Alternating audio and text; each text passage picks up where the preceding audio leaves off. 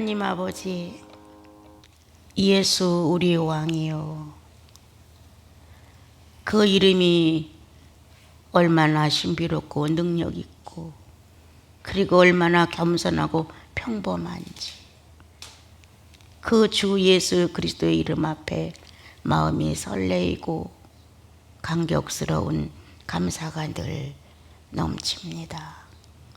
예수 그리스도가 없었더라면 나는 어떻게 됐을까?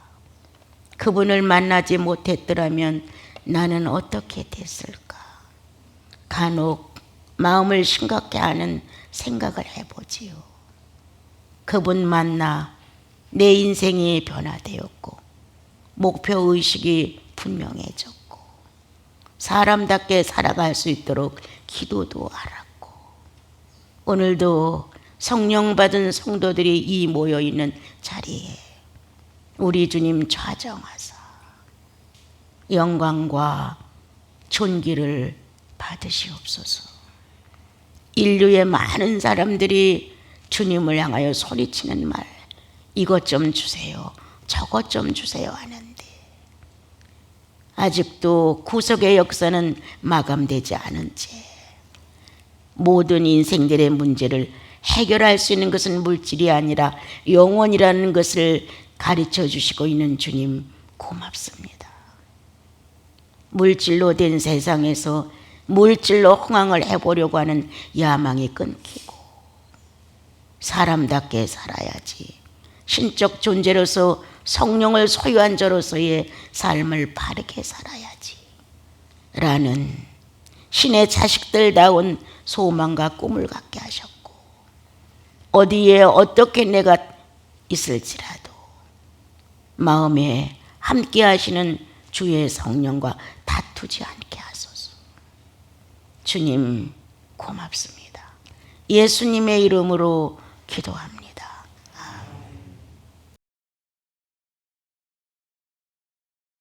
여러분들이 신앙생활을 해가면서 간혹 내가 왜 이렇게 힘이 없을까?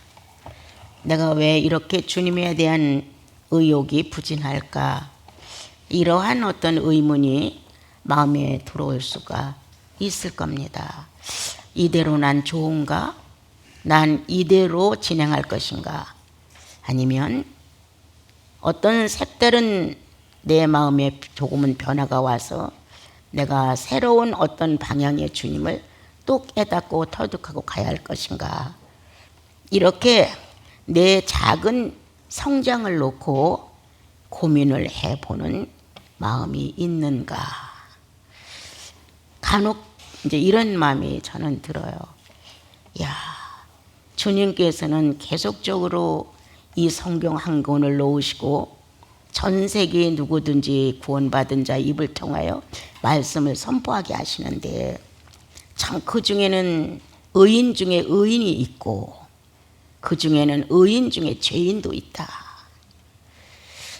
같은 음식을 먹고 같은 영양분을 취하고 같은 목적을 향하여 가면서 의인 중에 의인은 누구고 의인 중에 죄인은 누구인가?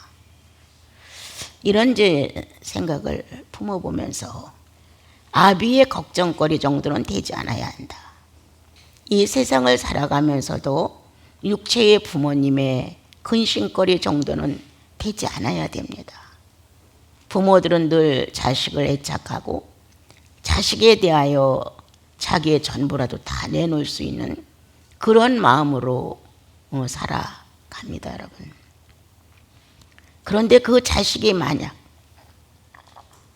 똑같은 자격과 위치를 갖고 있으면서 죄인이라는 대로 전락되어 가는 것을 본다면, 실패와 낭만과 모든 것이 남보다 뒤떨어진다고 한다면 근심거리다. 나가서 말썽을 부리고 전쟁을 하고 재산을 빼앗기고 실패를 하고 두들겨 맞고 이런 여러 가지의 모습의 형태를 자식이 만난다면 애통하지 않을 부모가 없다. 하물며 우리들의 예수 그리스도이신 하나님은 자기의 핏값으로 자기의 육체를 다 팔아 팔아서 나를 건졌는데, 육체를 낳아준 부모도 이토록 자식을 놓고 애통하거늘 자기 자신을 온전히 다 팔아 용해시키고 거기서 또 새로운 생명 하나를 출생시켜서 내 자녀라고 성도라고 이름을 지어서 의인이라고 해놓으셨는데, 그 의인이 평범한 생활로 의인 중에 의인으로 성장해 간다면 근심할 부모는 없는데, 의인 중에 악인으로 전락되어 간다면 주님은 사울을 뽑아놓고 나 후회했어. 이렇게 의인 중에 의인으로 갈 때는 봐라, 내 사랑하는 아들이고 내 기뻐하는 자니라 라고 선포하실 수 있는데, 그 의인 중이 죄인으로 전락될 때는 아비의 근심이고 탄식이고 후회이다. 나는 어떤 기로에 서서 지금 방향을 잡고 가고 있는가? 주님은 구속이라는 엄청난 탄생의 축복을 통하여 하나님이신 그리고 사람이신 예수 그리스도라는 한 생의 전부 재산을 우리에게 양도하셨다. 예수 그리스도가 그만큼 나와 여러분을 죽음에서 일으킬 만큼, 사망에서 영생이 될 만큼 어마어마한 투자를 했다. 그런데 우리는 그 투자에 대해서 관심이 없다. 오늘도 나는 건강해서 건강한 만큼 인생살이를 하고, 오늘도 나는 조건이 얼마나니까 이 조건에 맞춰서 내 인생살이를 한다. 이렇게 살다가 어느 결인가 조금씩 미끄러져서 성령을 떠나 산다. 성령은 활동할 수가 없다. 더 이상 의인이 의인다워질 때 자본이 투자되는 것이지, 의인이 죄인으로 전락하는데 거기다 투자할 자가 누구냐? 만약 투자를 함으로 점점 죄인으로 기울어진다면 아비는 절망할 것이다. 나는 과연 돌아보자. 오늘도 생각해보자. 의인 중에 의인으로 성장하고 있는지, 의인 중에 죄인으로 전락하고 있는지. 예수 믿는 건 분명한데 작은 고집 하나가 꺾어지지 않는다. 예수 믿는 건 분명한데 이웃의 불행에 대해 관심이 안 간다. 예수 믿는 거 확실하고 내가 죽으면 천국 간다는 것도 부인하고 싶지 않다. 그러나 예수 믿는 사람의 본질을 찾는 데는 미약하다. 이렇게 예수 믿다 보니까 인류는 예수가 없는 지구처럼 지금 되어가고 있습니다, 여러분. 나는 간혹 비판은 아닙니다만 어려움을 겪는 것이 있습니다. 예수 그리스도가 부활해서 다시 재림해서 이 땅에 오신다면 그 왕권이 황금으로 꽉 차겠느냐? 금은 보석으로 꽉 차겠느냐? 최고의 다이아몬드를 온몸에 걸치고 예수가 오시겠느냐? 여러분들은 다시 오실 예수 그리스도가 어떤 환경과 어떤 모습으로 올 거라고 생각하십니까? 우리들은 허황된 예수를 기다리고 있기 때문에 내 죄값을 치르기 위하여 자신의 아픔과 역경을 겪었다는 예수 그리스도를 보는 게 화려하게 봅니다. 그렇게 해서 나를 구원하셨다면 적어도 내가 이 세상을 살아가는 데 있어서 경계는 지켜야 되지 않을까? 성도로서의 경계를 지켜가면서 그래도 의인으로 직행을 하고 그 의인 중에서 한 발 앞서 의인 중에 의인이 된다면 아비는 모든 걸 투자했는데 조금도 후회하지 않는다. 기쁘고 감사하고 너무 좋다. 그래서 칭찬한다. 보아라, 내 사랑하는 아들이고 내 사랑하는 자녀라. 이렇게 성령으로 직감할 수 있는 영혼들에게 선포하신다. 내가 어려움을 겪고 쩔쩔맬 때 보아라. 과시간을 쓰신 예수 그리스도를 우리 가슴에서 일으키시면서 보아라. 내 사랑하는 아들, 내 사랑하는, 내 기뻐하는 그가 저 모습이다. 하나님이 그토록 사랑했는데 하나님이 그토록 기뻐한 그 아들의 모습은 지금 얼마나 처참한 모습이냐. 얼마나 많은 사람이 입을 삐죽이면서 비난하고 갈 수 있는 모습이냐. 어느 누구도 저주받은 것 같은 그리스도의 모습을 칭찬할 사람 없고 흠모할 사람 없습니다. 그러므로 나와 여러분 안에는 하나님의 거대한 그리고 아주 막대한 투자가 짓밟히고 있습니다.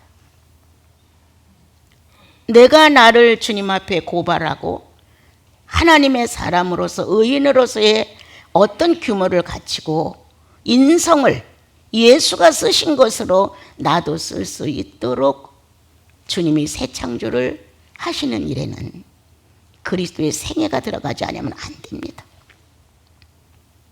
예수님의 생애가 들어가야 됩니다. 여러분, 주님이 왕권을 가지고 오는 것을 이스라엘 민족은 다 기다렸습니다. 그리고 이제 이 지금 오신 이 예수가 이 나라를 점령해서 자기네 나라를 독립시켜서 잘 살 거라고 또 어느 사람들은 기대했습니다. 예수님이 이제 십자가를 지기 전에 예루살렘을 향해서 오는데 사람들이 옷을 벗어서 밑에 딱 깔아주고 종려나무 가지를 막 흔들면서 호산나 호산나 예수의 이름으로 하나님의 이름으로 오시는 이여 라고 막 몰려들었다. 나는 생각해봤다. 그렇게 오실 예수를 구원받은 자들 속에서 인정하고 기다릴 자가 몇일까? 우리보다 그들이 월등히 순박했다. 월등히 타산하지 않았다. 그들이 그렇게 초라하게 들어오는 예수 그리스도가 호산나 호산나 만왕의 왕권을 가지고 유대를 구원하여 왕좌에 앉으실 거라는 그러한 뒤에서 어느 누구들은 비웃으면서 야 초라하다. 저 갈릴리 유대인들의 왕은 저 정도로 가난해? 그 다 떨어지고 먼지 투성인 옷을 갖다 깔아놓고 그 잎사귀 큰 종려나무 가지 하나 꺾어다가 환호성을 올리면서 예수님 하나님의 이름으로 오시느니요 하고 했다. 여기에 호응했던 예수 그리스도. 이야, 모든 이가 입을 삐죽이며 저 정도야? 저거야? 그렇게 5,000명이 쫓아다니고 수천 명이 쫓아다니면서 기적을 보고 이적을 보고 죽은 자가 살아났다고 아우성을 치고 유대인들의 소요 때문에 로마인들의 골치가 아프고 한 그 사람이 저 사람이야. 이러한 자리까지 주님이 가셨는데 이야,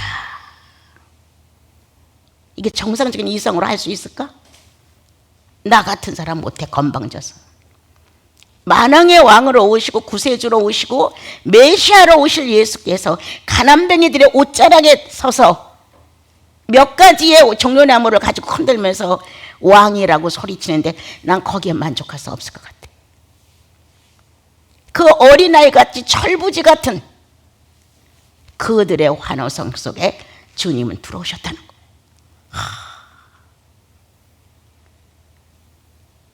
그 장면을 생각할 때마다 그래서 그 예수가 싫어서 오늘날 인류는 황금을 더덕더덕 붙인다는 거야. 여러 가지 갖가지의 보석을 있는 대로 꾸며서 옷을 입힌다는 거야.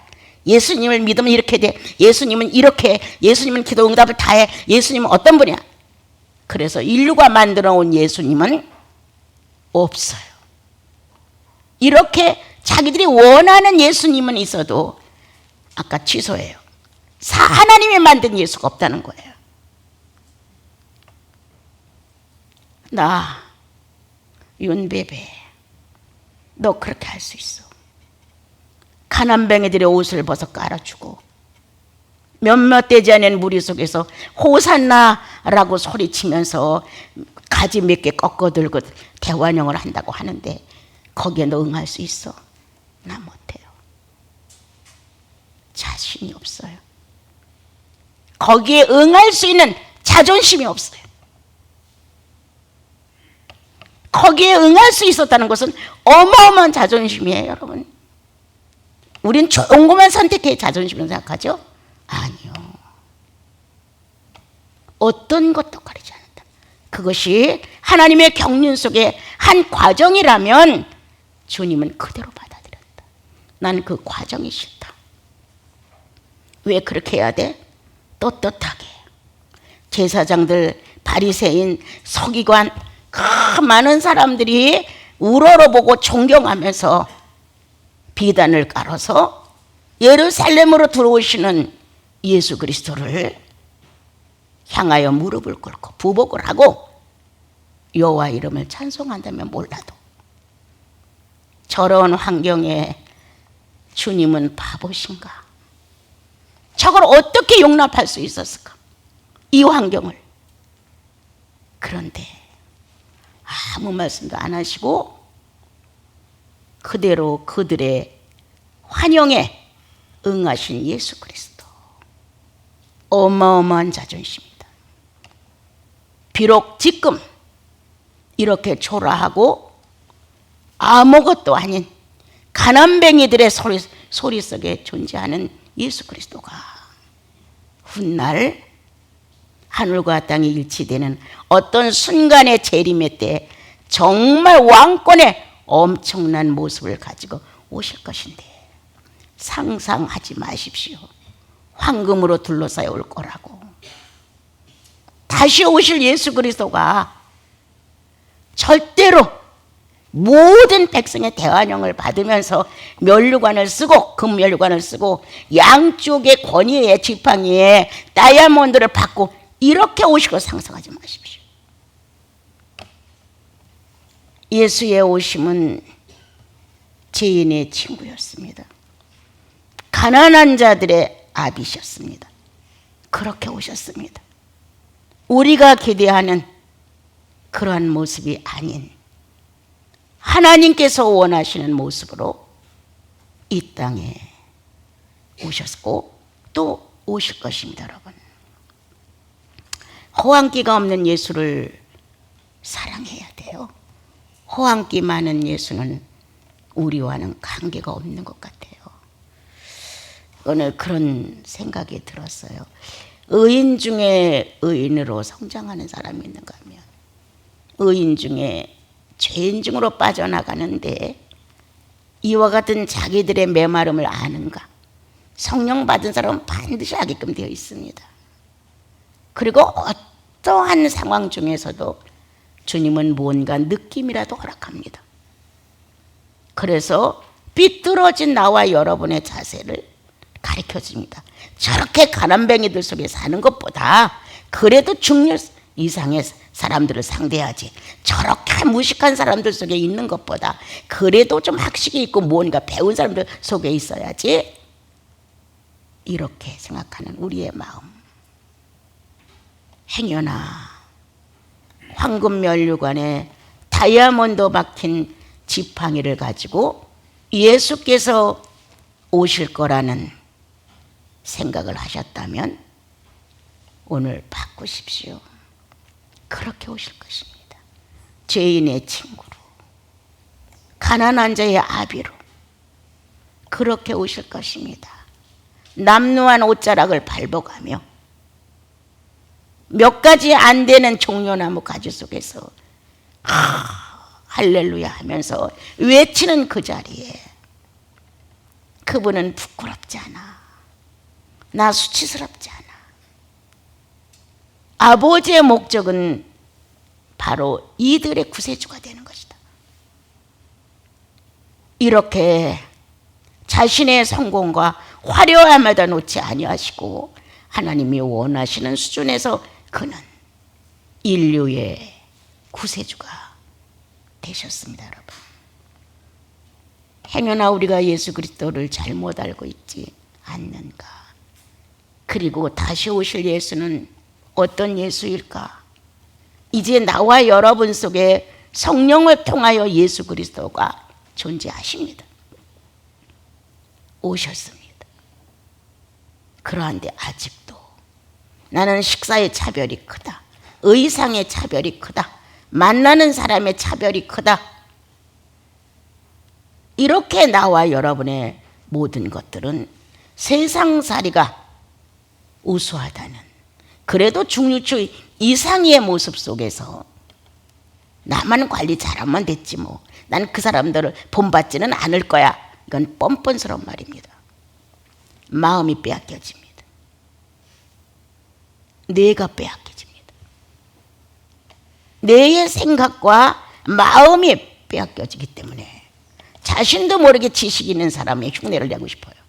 자신도 모르게 상류층, 중류층의 재산가가 되고 싶어요. 말이라도 후하게 하고 싶은 거예요. 그들 속에 끼어서. 이게 인생이에요. 초라한 대접을 받아도, 남루한 옷자락에서 찬양이 나와도 괜찮아.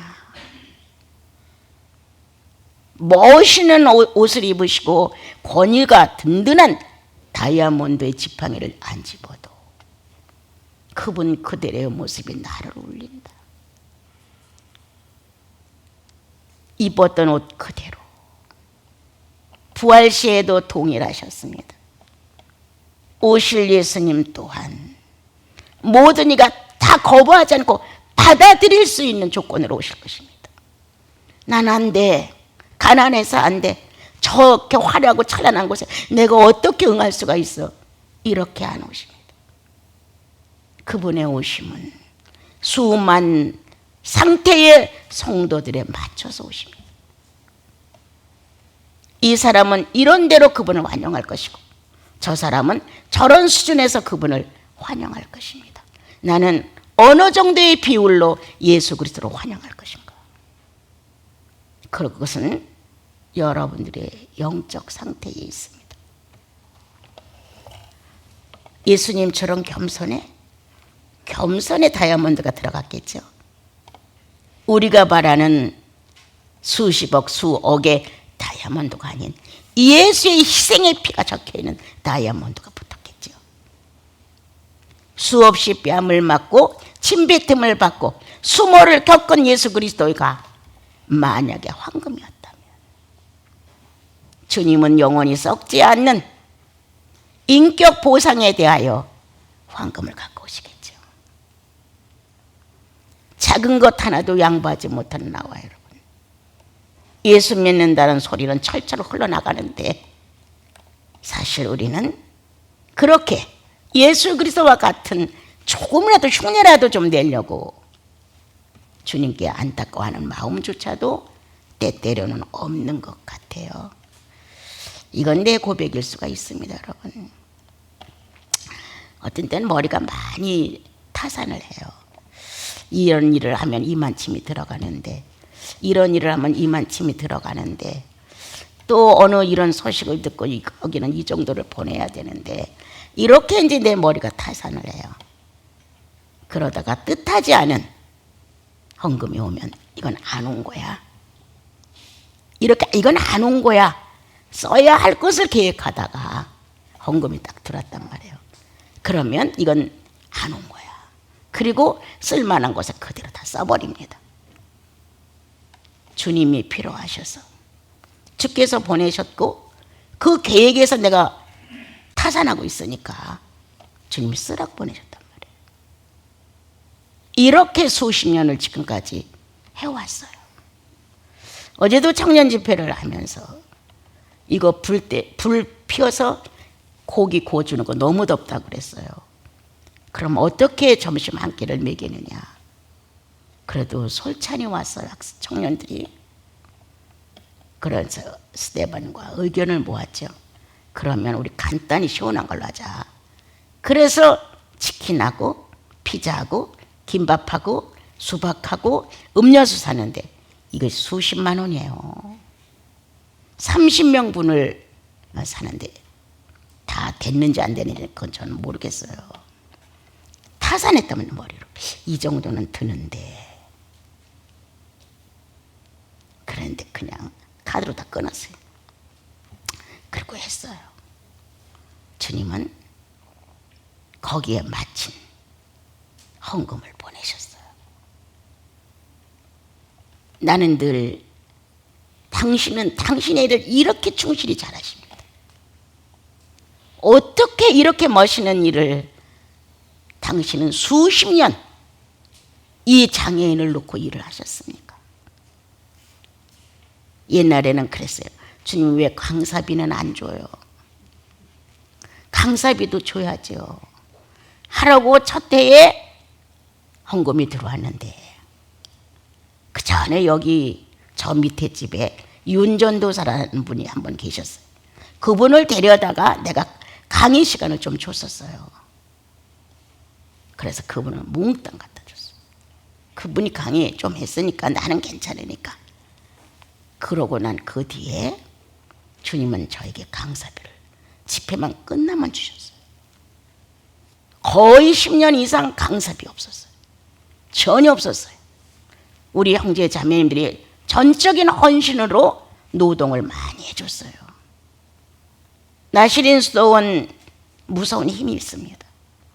돈 많아서 아니에요. 잘난 사람 많아서 아니에요. 학벌 좋아서 아니에요. 예수 그리스도의 이름 앞에 아니오라고 하는 우리 형제들 자매님들 없습니다. 이거 해야 돼. 무조건이었어요. 무조건. 그래서 간혹 기도하다가 성도들을 생각하면 눈물이 주르 흘러요. 예수, 이분은 도대체 어떤 분이냐. 이렇게 잘난 나를 놓고 믿어줬던 것, 이거 예수의 본질이 아닌가. 나보다 당신들이 월등히 위대합니다, 여러분. 난 아무것도 아니에요. 당신들 없으면 아무것도 아니에요. 그런데 주님은 아니오가 없는 당신들을 붙여주셨어요. 여자라 생각도 좁고 또 미약하고 희미할 수도 있고 즉흥적일 수도 있고 이런 게 여자의 감정이에요.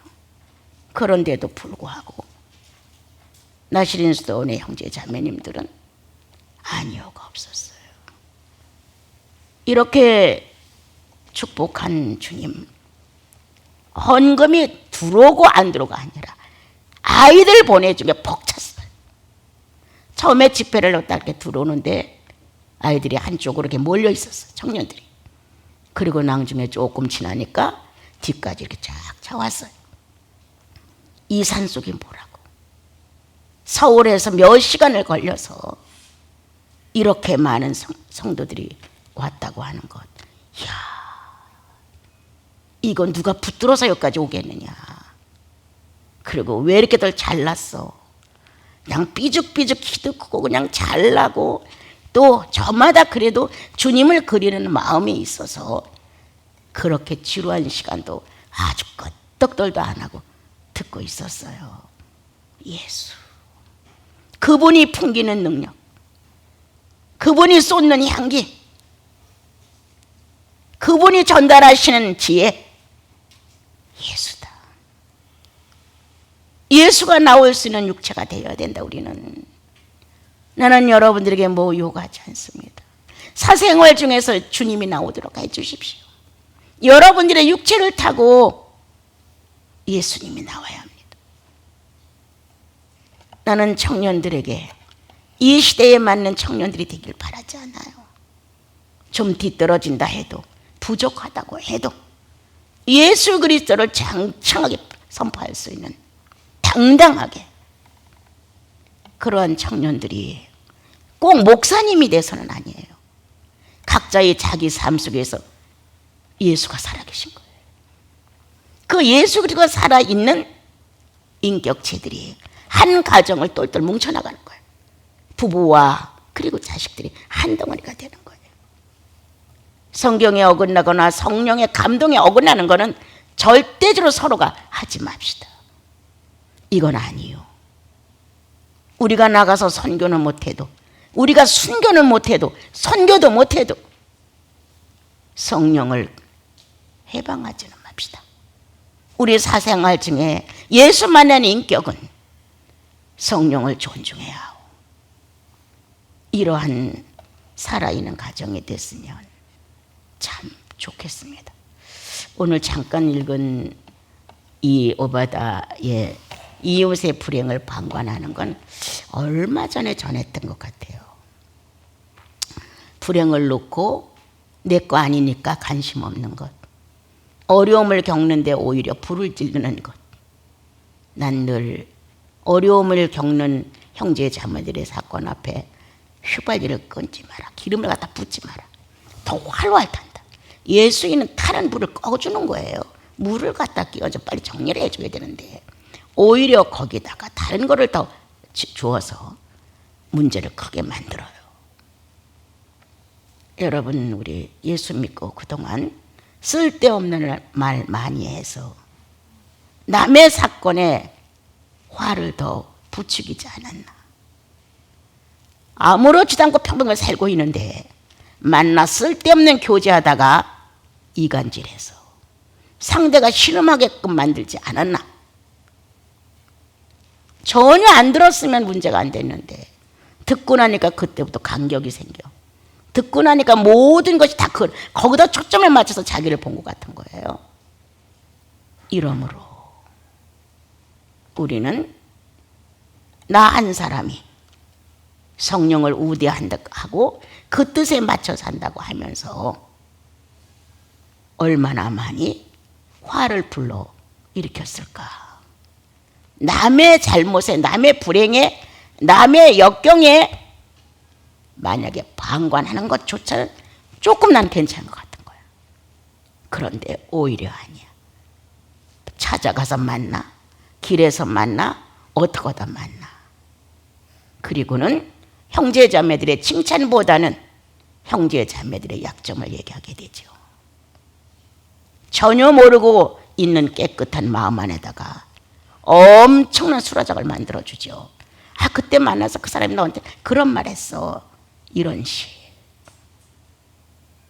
방관 정도도 이 시대에 비춰본다면 그럭저럭이다. 그런데 성경에 도망가려는 자를 막아서 붙잡히게 만들었다는 거. 뭔가 어려워서 살으려고 도망을 가는데 그걸 막아서 붙잡혀가게 했다는 거예요. 행여나 나는 그런 짓은 안 했는가. 그날에, 제비 뽑던 그날에, 고난의 그날에 전 내 사건 아니야, 저건 남의 사건이야, 이렇게 방관하지 않았느냐. 어떤 날에, 예루살렘의 어려움을 겪는 날에, 유다가 슬픔에 잠기는 날에 아무렇지도 않았다. 무관심의 죄가 얼마나 큰가를 성경은 우리에게 말해줍니다.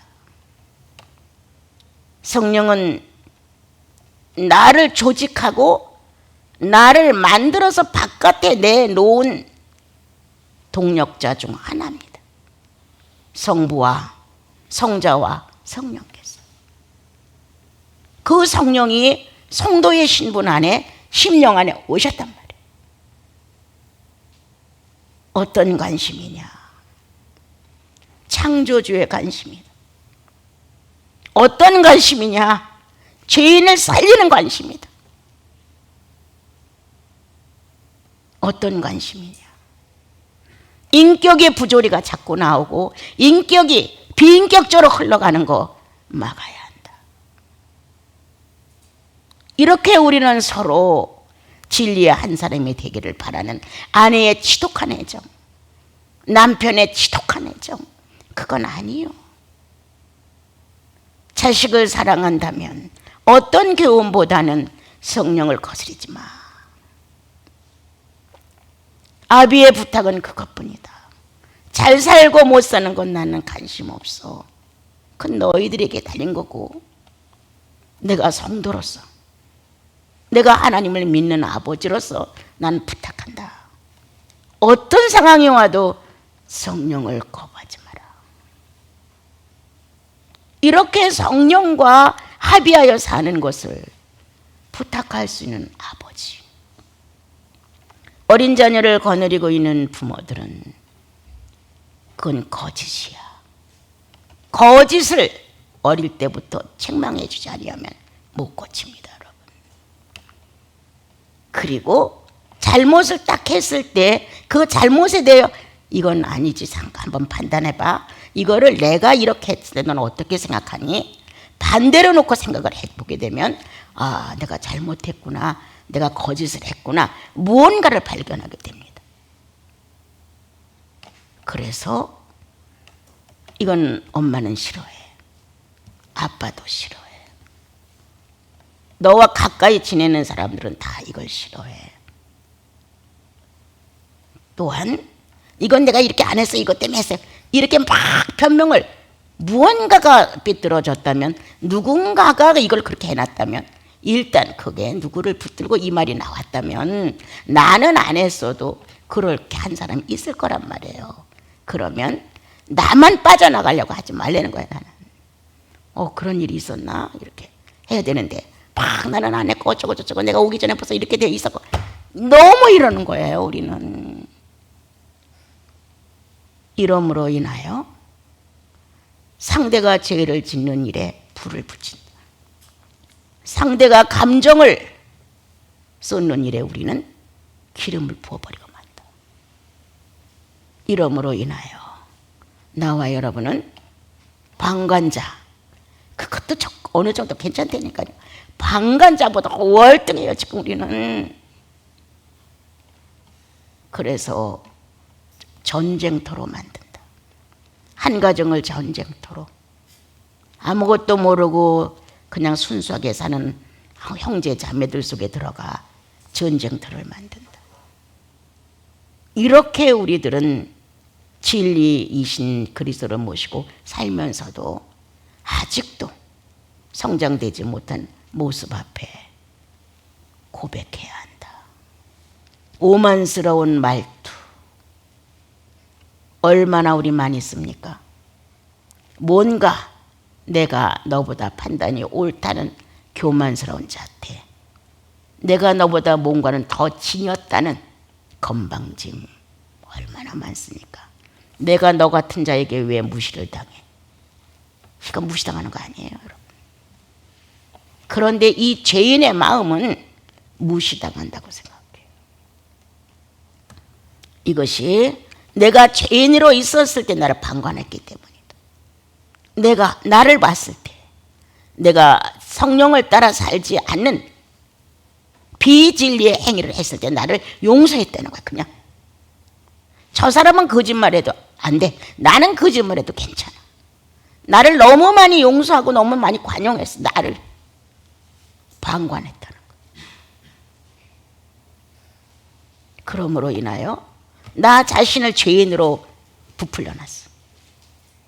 그런데 어떻게 남의 것을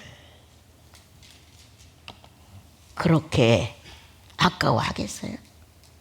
아니죠, 여러분.